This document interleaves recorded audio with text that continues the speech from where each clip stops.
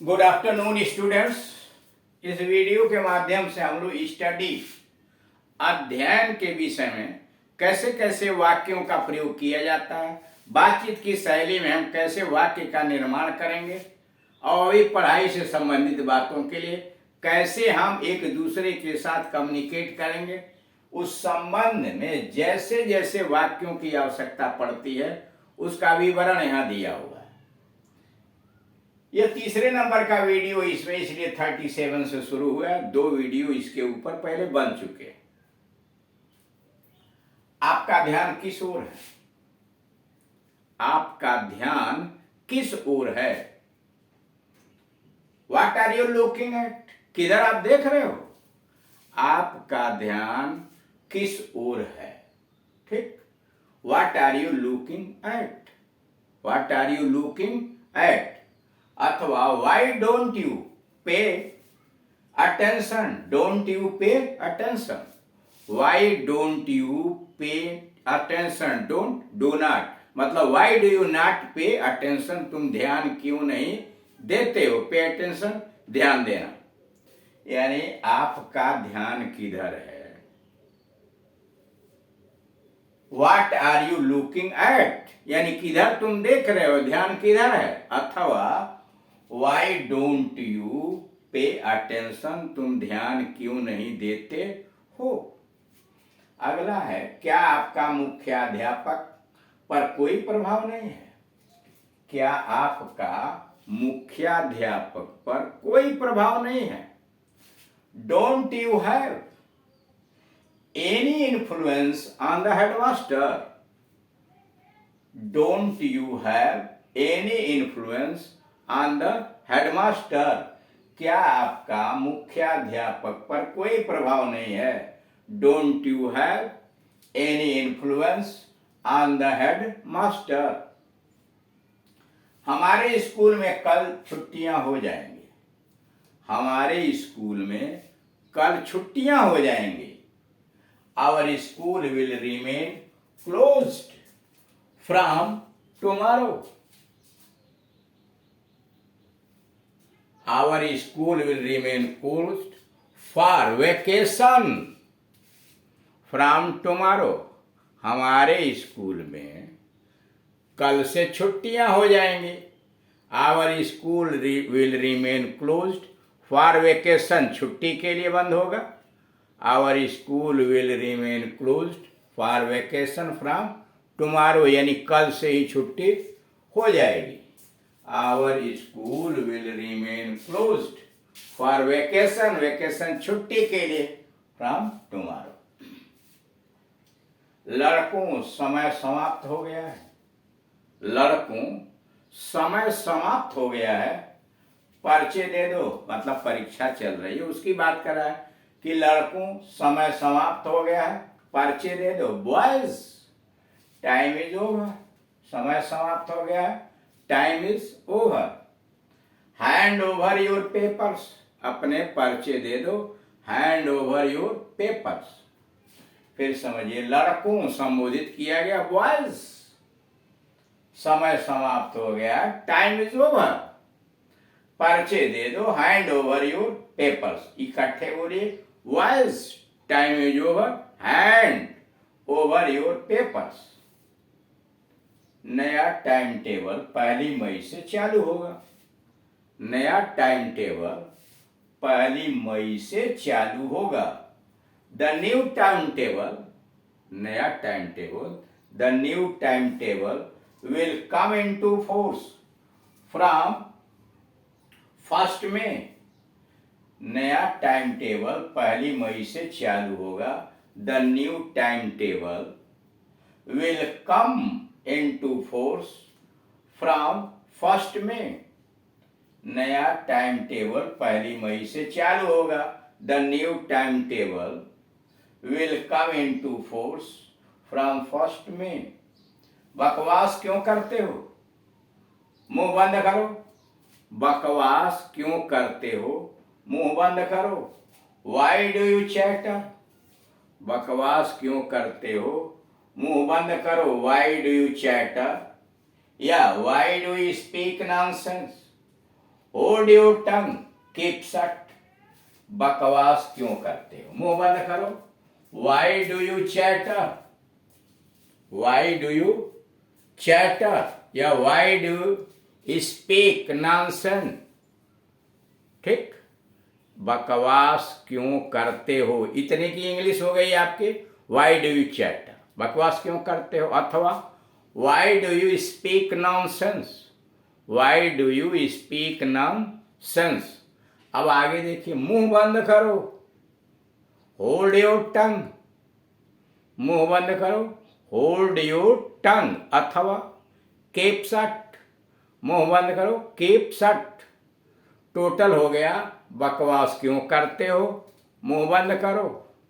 Y do you chatter, अथवा Y do you speak nonsense, hold your tongue, hold your टंग, अथवा shut up, बकवास बंद करो, मुंह बंद करो, शट अप। अगला वाक्य है, मेरे पास फालतू पेंसिल नहीं है, मेरे पास फालतू पेंसिल नहीं है। I don't have spare pencil, spare अलग से फालतू का, मेरे पास फालतू पेंसिल नहीं है। I don't have spare pencil. हमारी आपस में बोलचाल नहीं है, हमारी आपस में बोलचाल नहीं है। We are not on speaking term, हमारी आपस में बोलचाल नहीं है। We are not on speaking terms, we are not on speaking terms. हमारा परस्पर आना जाना नहीं है, हमारा परस्पर आना जाना नहीं है। We don't go to each others house, हमारा परस्पर आना जाना नहीं है। We don't go to each others house, we don't visit each other, we don't visit each other. फिर समझिए, हमारा परस्पर आना जाना नहीं है।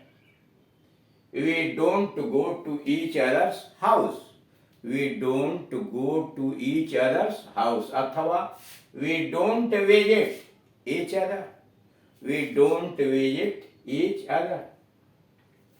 अगला है, यह विद्यार्थी 10वीं श्रेणी में नहीं चल सकेगा, यह विद्यार्थी 10वीं श्रेणी में नहीं चल सकेगा। This boy won't be able to get on in the 10th class, यह विद्यार्थी 10वीं श्रेणी में नहीं चल सकेगा। This boy won't be able to get on in the 10th class।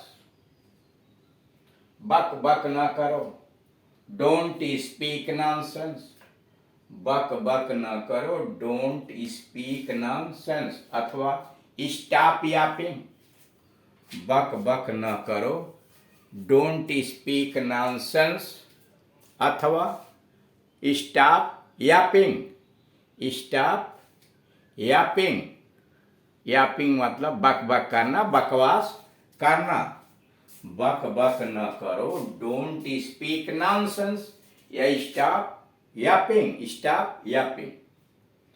क्या हाजिरी लग गई है, क्या हाजिरी लग गई है। Has the roll been called, क्या हाजिरी लग गई है। Has the roll been called। गणित तो मेरे लिए हुआ है, गणित तो मेरे लिए हुआ है। मैथमेटिक्स इज माई बगबेयर, हुआ, गणित तो मेरे लिए हुआ है। Mathematics is my bugbear, mathematics is my bugbear. सब प्रयत्न असफल रहे, सब प्रयत्न असफल रहे। All the efforts failed, all the efforts failed.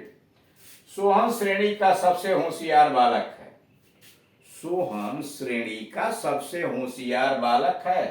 Sohan is the best boy in the class, Sohan श्रेणी का सबसे अच्छा बालक है।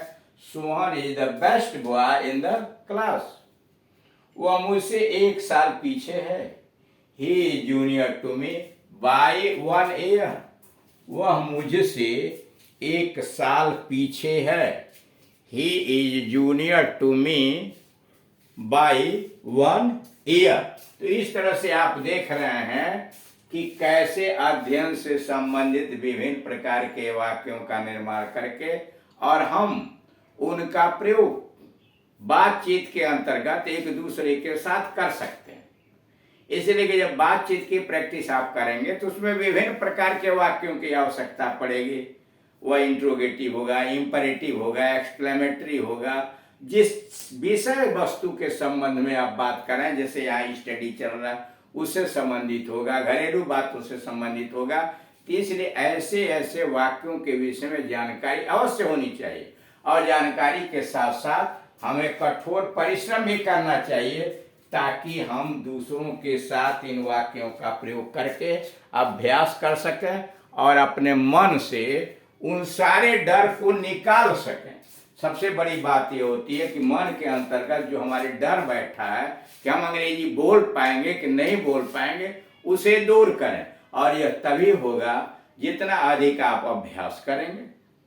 तो सामने वाला आपको बताएगा कि आपकी बॉडी लैंग्वेज के अंतर्गत क्या गड़बड़ी हो रही है, आपके चेहरे का इमोशन कैसा है। और यह तो आप सिंगल भी कर सकते हैं कि कमरे के अंतर्गत एक आदमकद आईने के सामने आप इन सारी चीजों का अभ्यास कर सकते हैं। आप खुद बोलिए और बोलने के बाद यह समझने का प्रयास कीजिए कि जो मैं अंग्रेजी बोल रहा हूं तो क्या हिंदी बोलने में और अंग्रेजी बोलने में फर्क है। हमारे चेहरे पर जो हाव भाव आ रहा है या जो बॉडी लैंग्वेज है कहीं बदल तो नहीं रहा है। इन सारी चीजों का अगर ध्यान देते हुए आप इन कमियों को आप परिश्रम के द्वारा दूर करेंगे तो धीरे धीरे आप कुशलता की तरफ बढ़ते चले जाएंगे। Thank you.